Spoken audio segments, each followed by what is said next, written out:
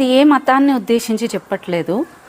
ఒక సైకాలజీ బుక్లా చెప్తున్నాను. మీరు ఒక సిచ్యువేషన్ని సఫర్ అవుతూ దాన్ని హ్యాండిల్ చేయలేకుండా ఉంటే ఖచ్చితంగా భగవద్గీత చదవండి.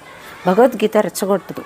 ఓపిక్గా ఉండు, సిచ్యువేషన్ని యాక్సెప్ట్ చేయి, స్టేబుల్ అవ్వు, రియాలిటీని యాక్సెప్ట్ చేసి సొల్యూషన్ మీద కాన్సన్ట్రేట్ చేయి అని చెప్తుంది.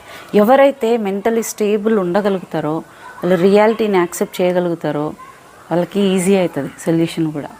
సమస్యలు అందరికీ వస్తాయి, కానీ దాన్ని ఎంత ఫాస్ట్గా దాని నుంచి బయటపడగలిగారు, ఎంత తట్టుకోగలిగారు అనేది మీదనే వాళ్ళ స్ట్రెంగ్త్ అనే దాన్ని డిఫైన్ చేయడం ఉంటుంది. ప్రతి ఒక్కళ్ళు బయట నుంచి చూసేటప్పుడు మీకు ఒక ప్రాబ్లం వచ్చినప్పుడు మనకి అయ్యో అని అంటారు, లేకుంటే ఒక సొల్యూషన్ వాళ్ళకి సంబంధించిన సొల్యూషన్ ఇచ్చి వెళ్ళిపోతారు తప్ప వాళ్ళకు అనుకూలంగా ఉండే సొల్యూషన్ రేపు పొద్దున దాన్ని ఫేస్ చేయాల్సింది మనమే. ప్రతిదీ కూడా ఓపిక్గా ఉండాల్సింది కూడా మనమే. కానీ ఇక్కడ ఇంకో చిన్న లాజిక్ ఉంది. అన్నిటికంటే కూడా మంచి గుణం ఏదన్నా ఉందంటే ఓపిక్గా ఉండడమే. అట్ ది సేమ్ టైం అన్నిటికంటే డేంజరస్ పర్సన్స్ కూడా వాళ్ళే.